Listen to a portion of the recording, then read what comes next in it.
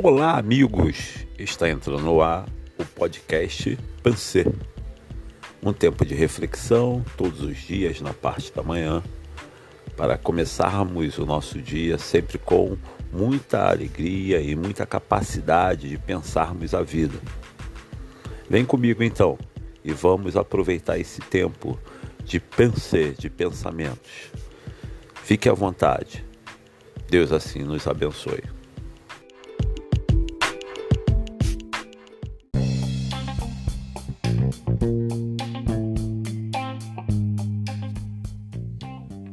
Bom dia, queridos e queridas. É bom começarmos o dia e também esta caminhada de pensamentos e reflexões juntos. E para iniciarmos esse dia cheio de potência e buscando o nosso bem-estar mental, a saúde, a ideia de saúde alcança o conceito de bem-estar mental, bem-estar físico, bem-estar intelectual, bem-estar social. Por isso precisamos desse espaço de reflexão, de pensamento para o nosso bem-estar mental. Mas não só isso. Nos propomos também nesse nosso podcast diário, nesse nosso espaço diário, a pensarmos também além das coisas da vida, pensarmos e refletirmos também as coisas da alma, do interior, daquilo que vem das nossas emoções, do mais profundo da nossa existência, de quem nós somos. Então, para você, o meu bom dia, cheio de desejo que essa nossa caminhada seja uma caminhada frutífera para esse nosso crescimento diário. Amém?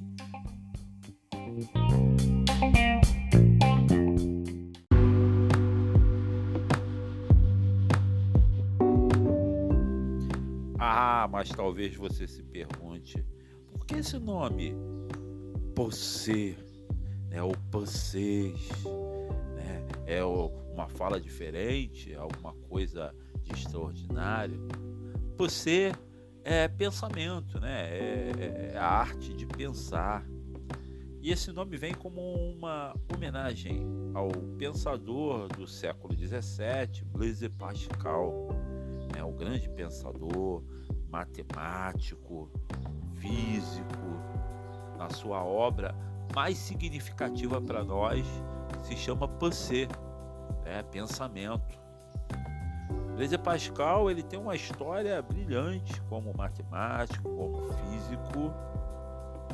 É uma história que tem também um link de saída dessa realidade do mundo exato para o mundo da reflexão. Ele, desde os 16 anos, sempre foi uma pessoa formidável, já se despontava como um gênio, já se despontava dentro da ordem do universo da matemática, do universo da física. Mas o que poucos sabem é que por volta dos 30 anos, Blaise Pascal, ele vai ter um encontro significativo com o Criador, onde a sua maneira de entender a vida começa a ser modificada. E a partir, por volta aí dos 30, 32 anos, ele começa a largar um pouquinho de lado a ciência exata para entrar para o mundo dos pensamentos, das reflexões.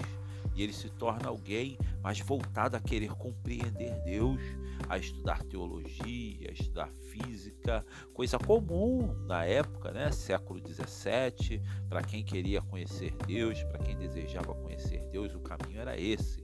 E para o estudo da teologia, para o estudo das questões da filosofia. E é por volta desse tempo que ele vai ter uma experiência transcendental, que o impulsiona a começar a pensar essas coisas de Deus. E é nesse exato momento, nesse despertar para as coisas de Deus, que ele vai escrever a sua obra significativa que acabamos de falar, em português pensamentos, mas no francês pensée é o nome que foi utilizado para essa obra e que nós nos apropriamos para os nossos pensamentos diários, entendendo que temos que estar com o pé assim nessa nossa realidade, mas com o coração sempre voltado para as coisas do universo transcendental, para as coisas de Deus. Só para você conhecer melhor quem foi Blaise Pascal, ele é o autor de uma frase muito utilizada ainda hoje popularmente. A frase que ele fez é: a própria não pode se comparar com as coisas do coração, porque o coração tem razões que a própria razão desconhece. Você está lembrado dessa frase? O coração tem razões que a própria razão desconhece. Talvez você lembre dela como: o amor tem razão que a própria razão desconhece. Ele não está falando das coisas do amor, ele cria essa frase falando das coisas do coração, das emoções, dos relacionamentos, dos sentimentos, que esse tem razão, que não são exatas, que a própria razão vai desconhecer, porque são coisas internas nossas. Olha o que ele vai dizer em um dos seus pensamentos: conhecemos a verdade não só pela razão, mas também pelo coração. E é tão inútil e ridículo que a razão peça ao coração provas dos seus princípios primeiros para concordar com eles, tanto quanto seria ridículo que o coração pedisse à razão um sentimento de todas as proposições que ele demonstra para recebê-los. O que ele está falando aqui? É ridículo você achar que um cálculo matemático responde o teu sentimento por uma pessoa. É ridículo achar que podemos criar uma regra que vai nos fazer, uma regra de conduta que vai nos fazer gostar de A ou B. Isso de verdade, não tem explicação. Talvez você tenha razões ou não para gostar de determinadas pessoas ou deixar de gostar. Ele vai dizer assim, é sobre esses conhecimentos do coração e do instinto que a razão deve apoiar-se e basear todo o seu discurso.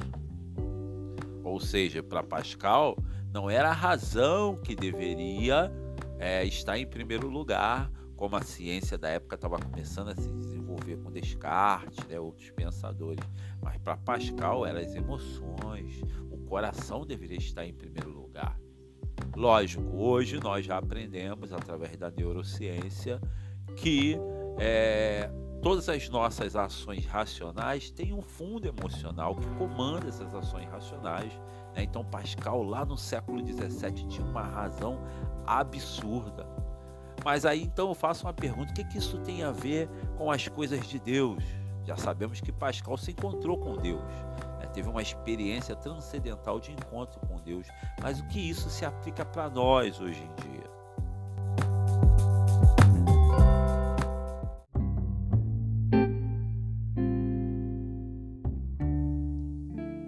O texto bíblico de Provérbios, capítulo número 4, versículo número 23, mantém uma relação assim muito próxima com aquilo que Blaise Pascal acreditava. O que diz então Provérbios 4, 23?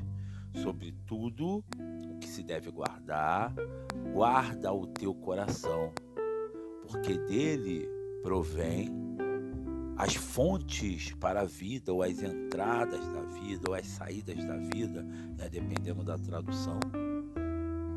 Lógico que há uma proximidade, porque Pascal tinha tido um contato, como eu falei, transcendente com Deus, com o divino, com aquele que é superior.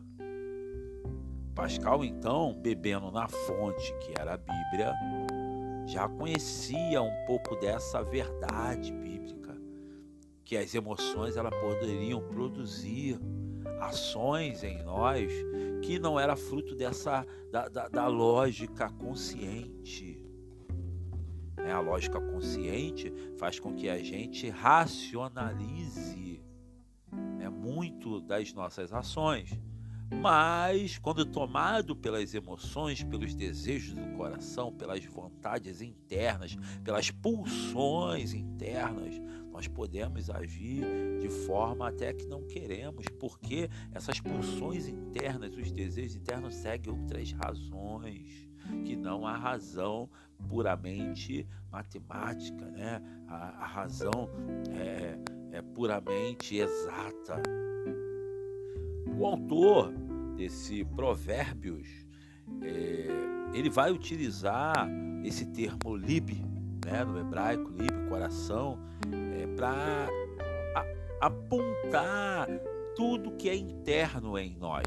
Ele está falando assim, guarda os teus sentimentos, guarda as tuas emoções, guarda a tua forma de pensar, guarda aquilo que você pensa sobre as coisas, procure guardar, porque isso é um passo para os teus relacionamentos, para o contato externo, para a fonte da vida, né? Para aquilo que vai para o lado externo, guarda. Sabemos que é importante guardarmos aquilo que pensamos. As pessoas que não têm muito filtro, né, entre a cabeça e a boca, ou fala tudo o que pensa, ou acha que é uma boa pessoa, ou que moralmente, né, ou que tem uma virtude maior, porque fala sempre aquilo que pensa, na realidade é uma pessoa que muitas vezes entra em complicações desnecessárias, porque está se expondo desnecessariamente, né? Quando o autor do Provérbios fala das entradas da vida, está falando dos contatos com a vida, com as questões externas ao corpo, com as pessoas, nos círculos sociais, né? Então, guardar as emoções se faz necessário para que você não se torne refém das suas próprias emoções. Veja como o texto bíblico se aproxima bastante da essência do pensamento de Pascal, que entendia que as emoções elas impulsionavam as ações humanas. As fronteiras entre o nosso pensamento, e a nossa fala e o contato externo precisam ser protegidas, essas fronteiras, para que a gente possa se resguardar de pessoas também que têm má intenção contra nós. Quando nos expomos, nós nos tornamos também refém dessas pessoas, pois, como já dissemos, a neurociência já descobriu que são as emoções que comandam esse contato com as ações, Agimos muito pela emoção, escolhemos racionalmente a comida que queremos comer, mas só escolhemos racionalmente a comida que queremos comer por causa do sentimento do paladar, que já influenciou a nossa mente a pensar um alimento de determinada forma, e aí por causa desse sentimento do paladar é que escolhemos comer determinada comida A, determinada comida B, e nos opomos a comer outras que no nosso pensamento, nas nossas emoções palatares, a gente acha que não cabe para a nossa alimentação. Perceba como o lado da emoção vai comandando as nossas ações por trás das nossas ditas razões.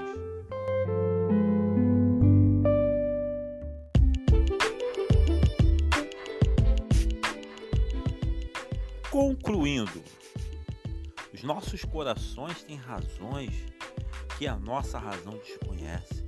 Não revele a qualquer pessoa. Não se revele a qualquer pessoa.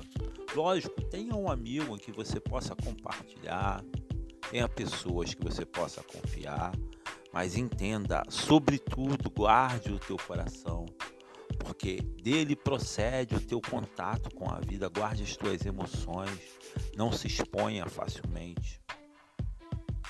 O nosso querido Blaise Pascal nos dá uma informação importantíssima, mas a palavra do Senhor, sempre pronta a nos instruir, nos traz para o centro da vontade de Deus e nos faz perceber o quanto precisamos ser cuidadosos com aquilo que pensamos, com as nossas emoções, com os impulsos que nos levam a agir de maneira muitas vezes que nós não queremos. Bom, Esse é o nosso podcast de hoje, essa é a nossa palavra de hoje. Amanhã tem mais e eu te encontro amanhã para estarmos juntos, refletindo, pensando. Você precisa pensar. Pensar é algo fundamental para as nossas vidas. Fique com Deus, meu querido irmão, irmã, meus amigos que estão nos ouvindo. Fiquem com Deus e que você tenha um excelente dia, em nome de Jesus. Amém.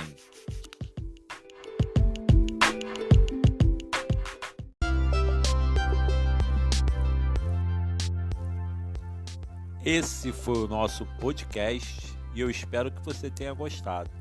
Até a próxima e se tiver alguma contribuição, nos envie uma mensagem, estaremos aguardando.